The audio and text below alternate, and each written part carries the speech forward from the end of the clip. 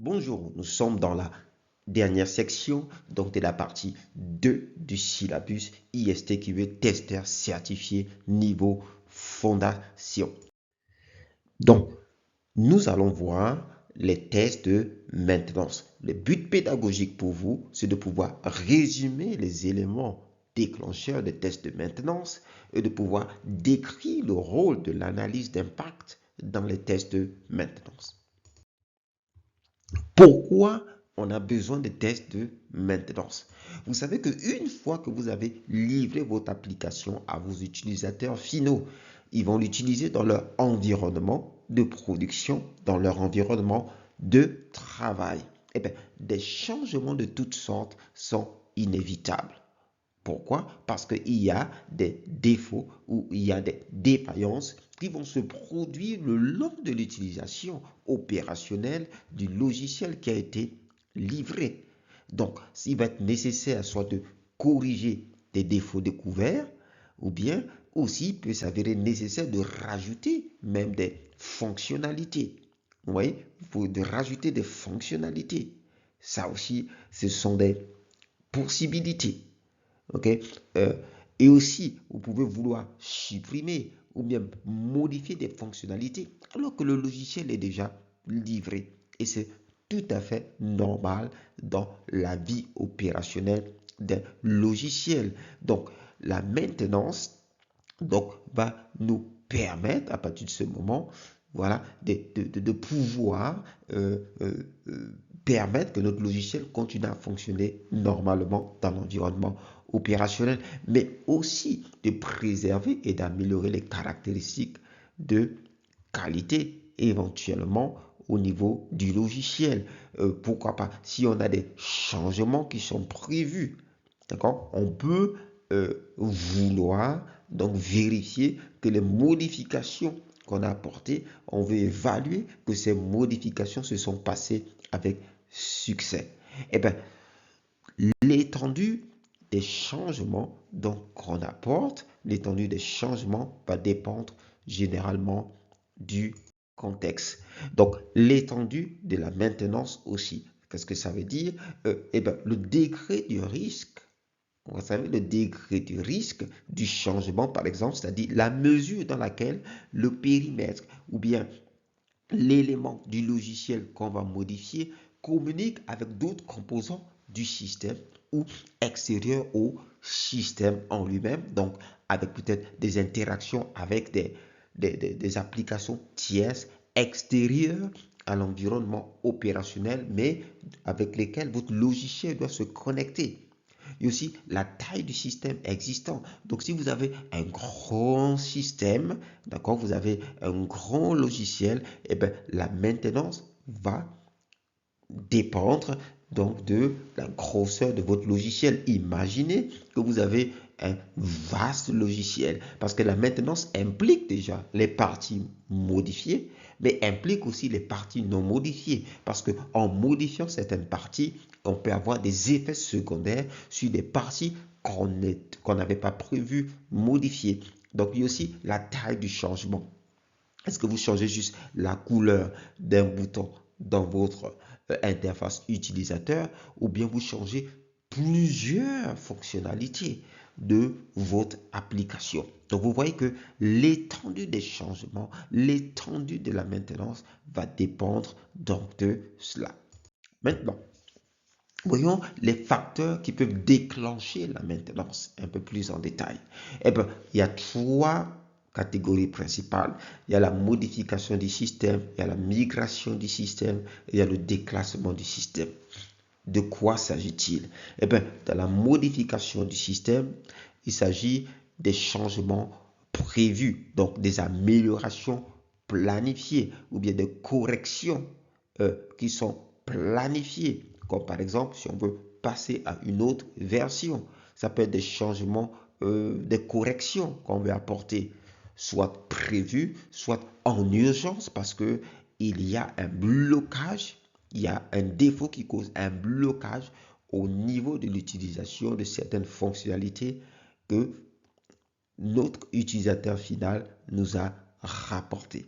Vous voyez, il peut aussi avoir des changements dans l'environnement.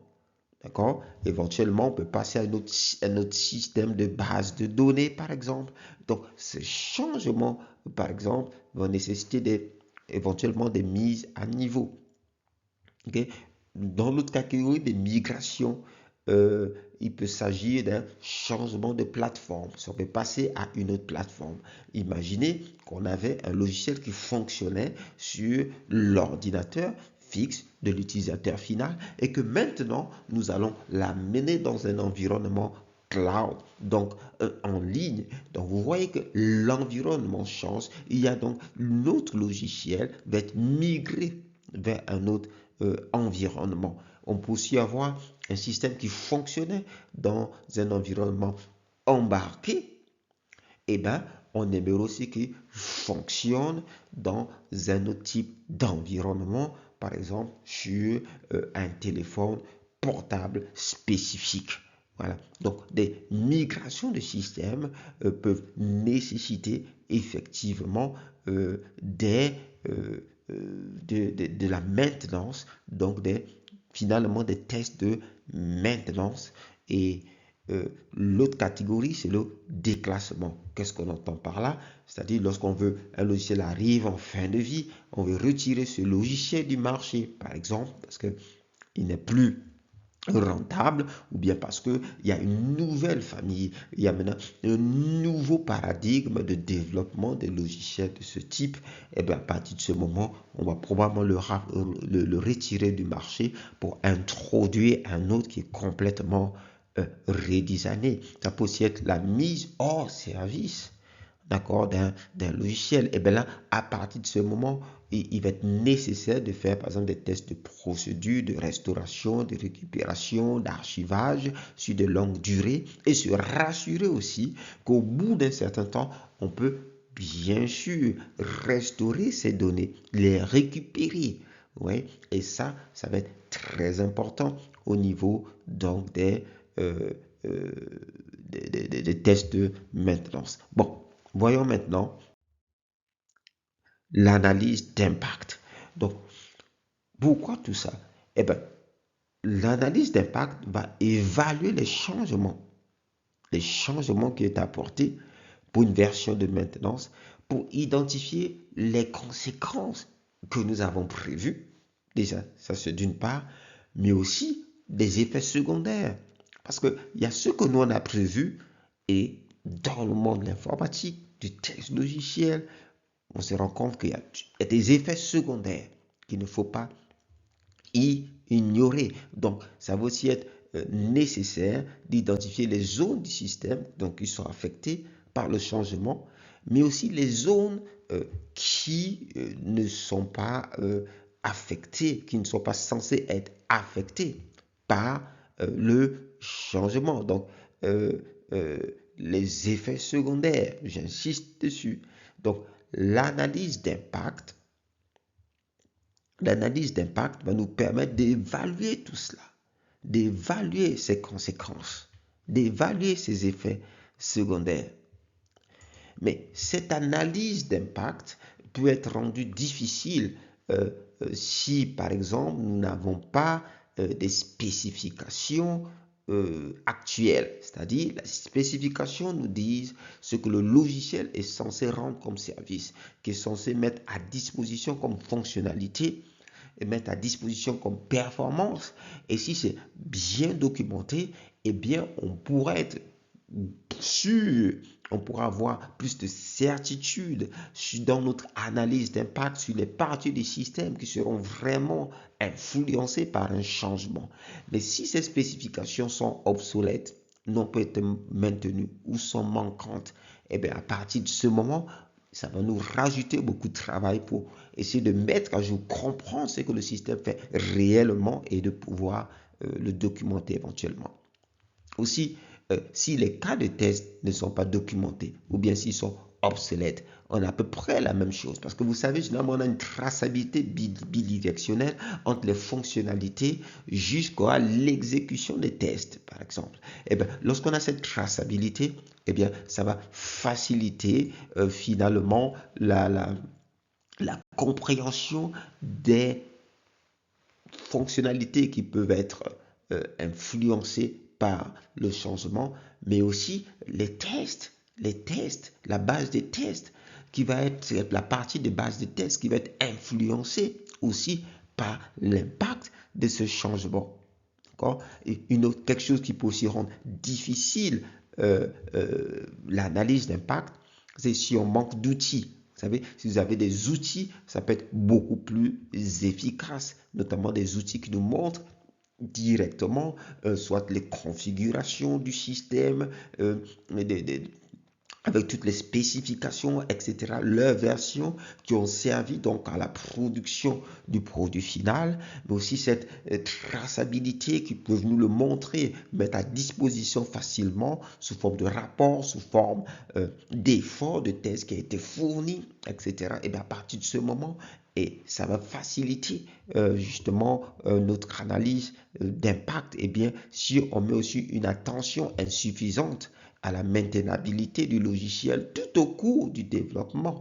Tout ça, ce sont des mauvaises pratiques qui peuvent rendre une analyse d'impact difficile. Vous imaginez un énorme logiciel, et bien à partir de ce moment, ça va nous coûter beaucoup plus cher.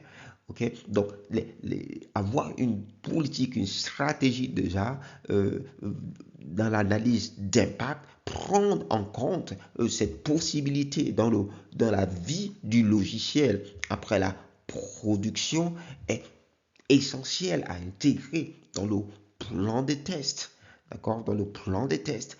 Et ça, cette capacité à se projeter donc dans l'utilisation réelle par les utilisateurs finaux donc de notre logiciel. Quels sont les problèmes éventuels qu'on a observés dans des projets précédents?